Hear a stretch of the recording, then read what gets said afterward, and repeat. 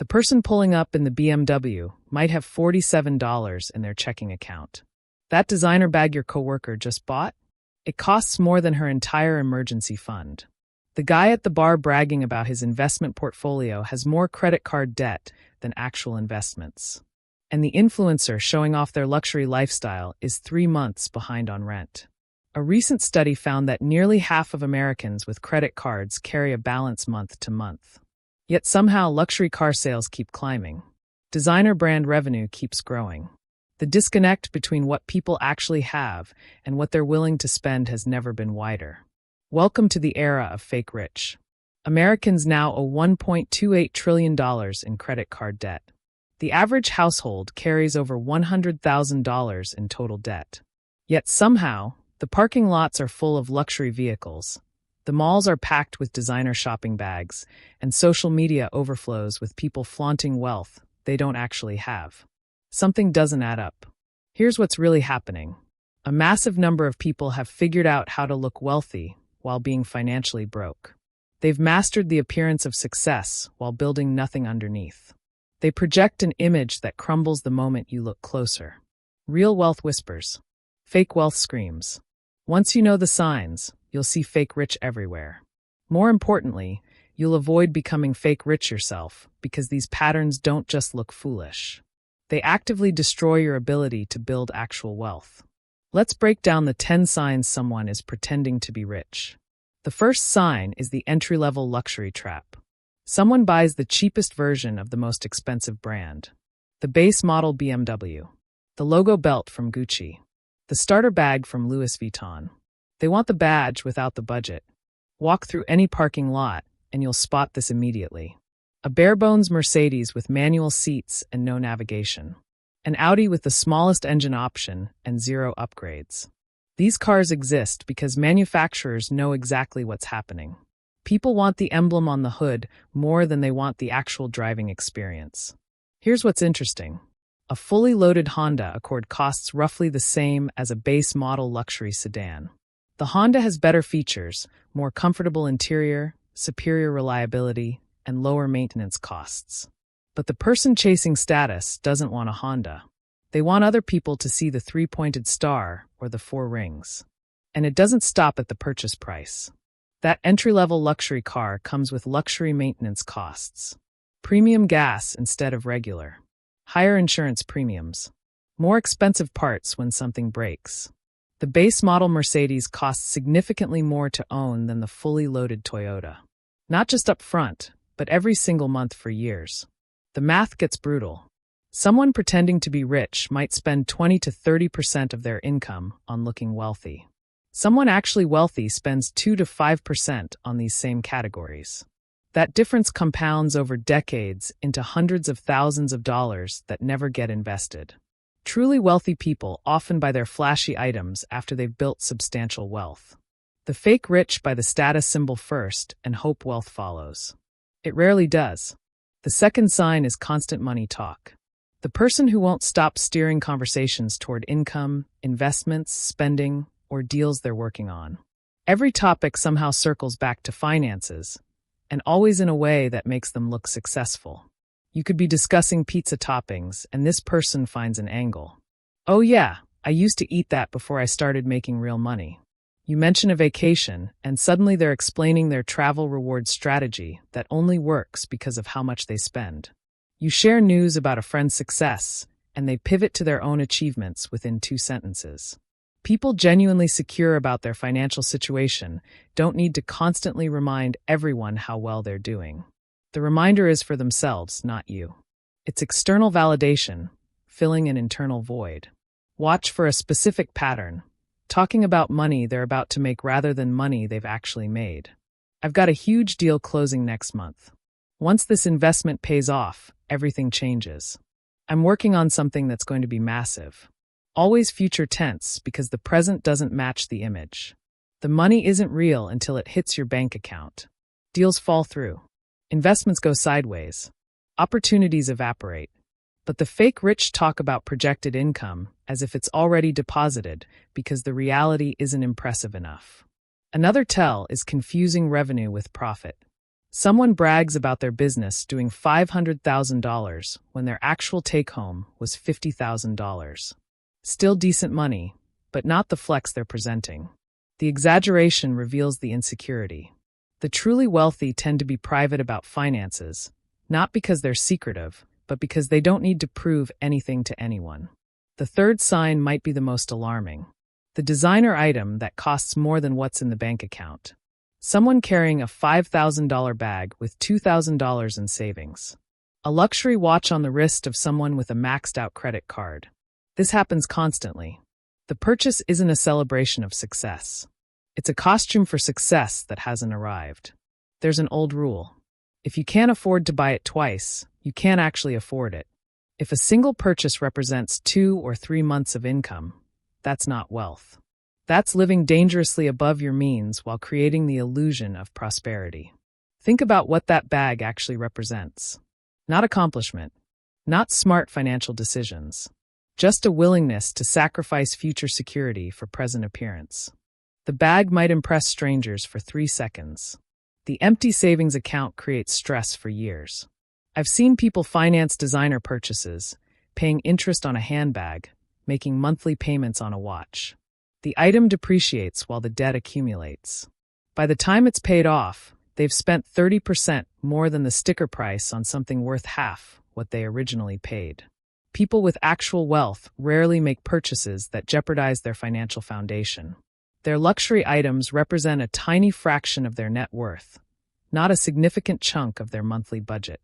The fourth sign is the constant one-upper. Whatever you've done, they've done something better. Whatever you bought, they bought something more expensive. Whatever you accomplished, their version was more impressive. You get a promotion, they got a bigger one. You went on a nice vacation. They spent 2 weeks in the south of France flying business class. You bought a new watch. They explain why theirs has a superior mechanical movement, and you can hear the difference in how the second's hand ticks. Picture this at a dinner party. Someone shares that they just closed on their first home. Before anyone can congratulate them, the one-upper jumps in. That's great, but you really should have waited for a bigger place. When I bought my first property, I made sure it was at least 4 bedrooms, because anything smaller doesn't appreciate as well. The excitement drains from the room. The person who just achieved something meaningful now feels small. Or at work, you land a new client and mention it in passing. The one-upper immediately pivots to the bigger client they landed last quarter, the commission they made, the dinner the CEO bought them to celebrate. Your win disappears into their need to dominate. This isn't normal conversation. It's competition. Every interaction becomes a contest where they must win.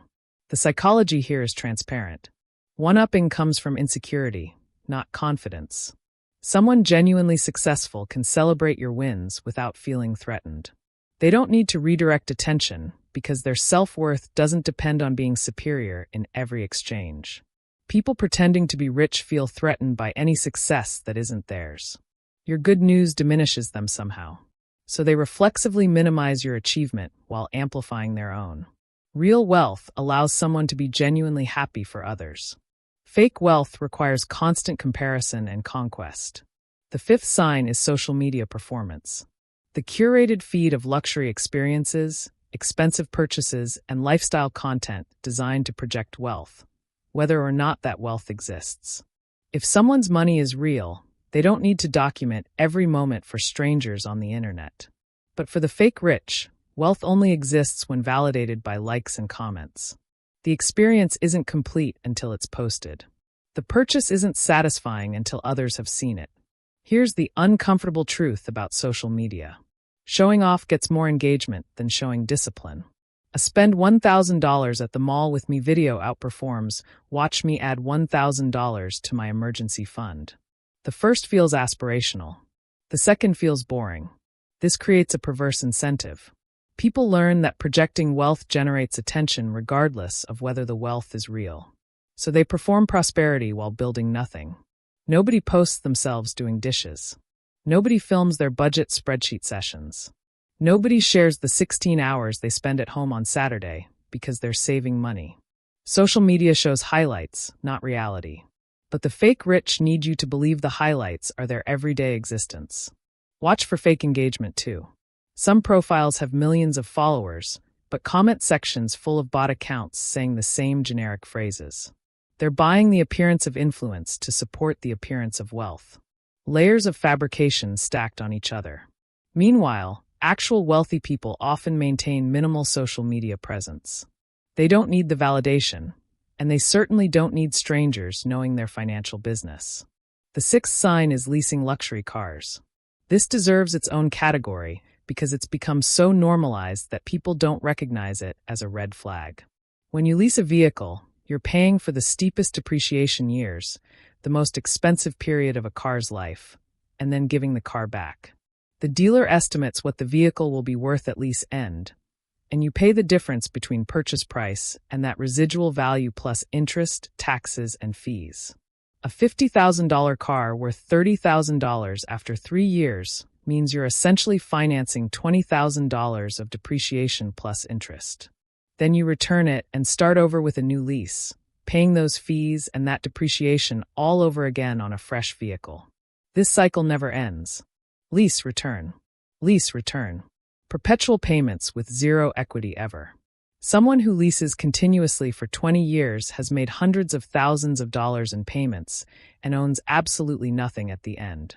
Leasing is one of the most expensive ways to have a car over a lifetime, but it lets people afford the monthly payment on vehicles they couldn't actually purchase. That's the entire appeal. The person driving the leased luxury sedan looks successful. The payment fits their monthly budget. What doesn't show is that they're building zero equity, paying premium insurance rates, and locking themselves into perpetual payments with nothing to show at the end. If you genuinely want a luxury vehicle for reasons beyond status, buying used makes far more sense financially. But buying used doesn't provide the new car smell and the pristine badge that fake rich requires. The seventh sign is counterfeit goods. If someone is carrying fake designer items, they're literally advertising that they're pretending to be something they're not. People who actually know luxury goods can spot counterfeits across the room. The stitching is wrong. The leather quality differs. The logo placement is slightly off. The hardware feels cheap. Everything about it screams imitation to anyone paying attention. Here's the irony. Counterfeit goods aren't even that cheap. A decent knockoff bag might cost $200 or $300. For that same money, you could buy a genuinely well-made bag from a brand that isn't pretending to be something else. Real leather, quality construction, original design, just without the famous logo. But that's not what the fake rich want. They don't actually care about quality or craftsmanship. They care about the perception that comes with the logo. So they'll pay $200 for a poorly made fake rather than $200 for a well-made original because the fake carries a name people recognize. Some people claim they just like the design and aren't trying to fool anyone. But if that were true, why choose a knockoff of a specific brand? Why not buy something original and well-made from a company you can actually afford? The brand choice reveals the motivation. It's about the logo, not the design. Counterfeits deliver neither status nor quality. The people you're trying to impress can tell it's fake. And the item itself is poorly constructed. You've paid money to carry around evidence of your own pretense. The eighth sign is constantly promoting get-rich-quick opportunities. Not the obvious scams. Those are easy to spot. The slightly faster-than-normal schemes that sound almost plausible. Forex trading, dropshipping, crypto day trading, option strategies, multi-level marketing, infinite banking. Some revolutionary system that's going to change everything if you just get in now. A tiny fraction of people succeed at these activities. The vast majority lose money.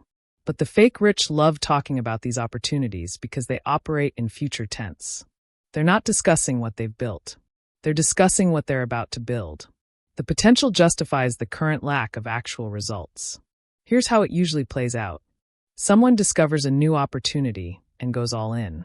They talk about it constantly, try to recruit friends, project massive confidence. 6 months later, they've lost money. But they never mention that part. Instead, they've already moved on to the next opportunity. Equally confident, equally vocal. The pattern repeats every year or two. A trail of failed ventures they never acknowledge. Always chasing the next thing that's definitely going to work this time. Admitting failure would shatter the identity they've constructed. So they just keep moving forward, hoping the next opportunity finally delivers the results they've been promising everyone, including themselves. Real wealth is built slowly and boringly, over years or decades. It rarely comes from turning $5,000 into $1 million in 12 months. But slow and boring doesn't match the fake rich identity. They need something dramatic happening, even if that something only exists in their projections. When someone can't stop talking about their next big opportunity, their current opportunity probably isn't delivering what they claim. The ninth sign is condescending money advice. Different from one-upping, this person actively criticizes your financial decisions and tells you what you should be doing instead. You mention you're happy with your apartment. They say you should have upgraded by now, given your income. You're driving a reliable used car. They question why you haven't financed something newer. You're saving aggressively. They tell you that money should be invested in whatever they're invested in. The advice is always unsolicited, and it always points toward whatever choices they've made, regardless of whether those choices make sense for your situation. Here's what's actually happening. They need to justify their own decisions. If you're succeeding with a different approach, it threatens their narrative, so they criticize your path to validate theirs. Your financial situation differs from everyone else's. Your goals differ. Your risk tolerance differs. Your timeline differs. Someone who genuinely understands money knows that different strategies work for different people. The fake rich need everyone to validate their choices, because deep down, they're not confident those choices were right. Someone genuinely wealthy can acknowledge that different strategies work for different people. They don't need you to make the same choices to feel good about their own. The fake rich need everyone around them to confirm they're doing things correctly, because deep down, they're not sure. The 10th and final sign is simply overdoing it. Too many logos. Too much jewelry. Too strong cologne. A walking advertisement for luxury brands, rather than a person who happens to own some nice things. They've seen wealthy people in movies and decided to cosplay that aesthetic. Everything screams money. Nothing whispers it. Here's something worth noting. Look at photos of actual billionaires on ordinary days. Not at galas or press events, but just living their lives. Mark Zuckerberg wears the same gray t-shirt constantly. Warren Buffett drives a modest car and lives in the same house he bought decades ago. Many of the wealthiest people you'd pass on the street without a second glance. They have nothing to prove. Their identity isn't tied to what strangers think of their appearance. They could buy anything, so they don't feel the need to buy everything. The fake rich operate from the opposite psychology. They feel they have everything to prove. So every item becomes a statement. Every accessory becomes evidence. The louder the display, the more desperate the attempt. The wealthiest people in most rooms dress normally. Maybe one or two quality items, but nothing designed to broadcast status. They don't need to prove anything to strangers. Their confidence doesn't require external validation through appearance.